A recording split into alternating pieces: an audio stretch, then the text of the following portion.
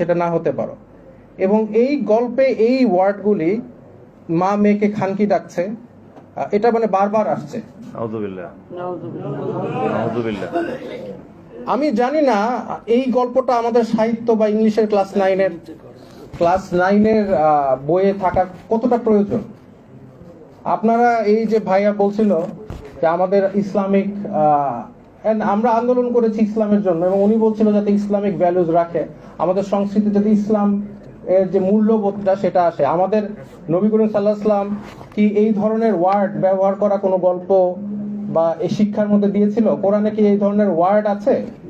তাহলে আমাদের এই ওয়ার্ডের এই গল্পের, এবং আমি লেখক যিনি লিখেছে গল্পটা তার ব্যাপারে খুঁজলাম, সে হচ্ছে একজন নারীবাদী।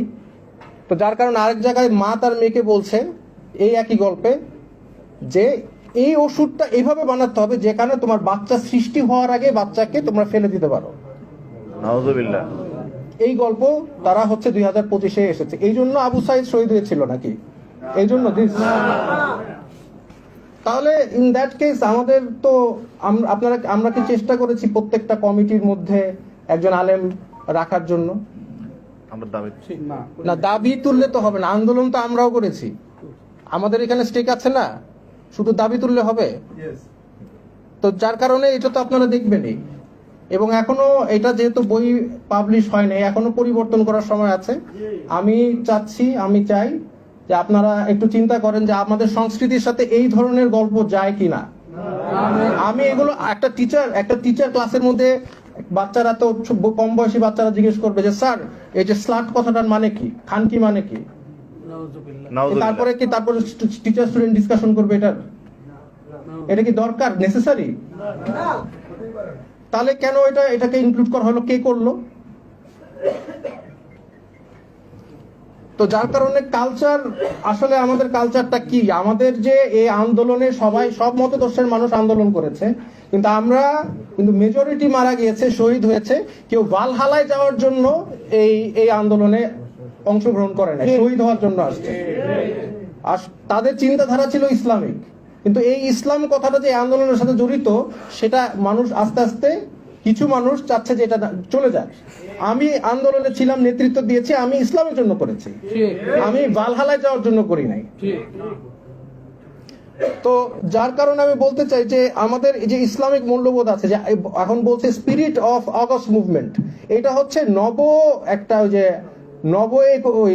মুক্তিযোদ্ধা চেতনা টাইপের। এই স্পিরিট অফ অগস্ট মুভমেন্টটা কি আসলে?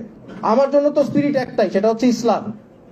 এবং আমার ইসলাম, আমি মনে করি আমার যতটুকু জ্ঞান আছে, ক্ষুদ্র জ্ঞান, এই ধরনের জিনিস একটা টিচার একটা স্টুডেন্টের সাথে ডিসকাশন বা করতে পারে না। এবার প্রশ্নের মধ্যে দিয়েছে যে ওই মেয়ে যদি ছেলে হতো তাহলে কি তার সাথে তার মা কিভাবে ওর ভিন্নভাবে আচরণ করত?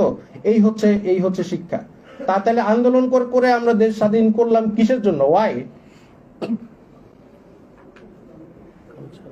তো এই সংস্কৃতি আসলে কি আমরা চেয়েছি?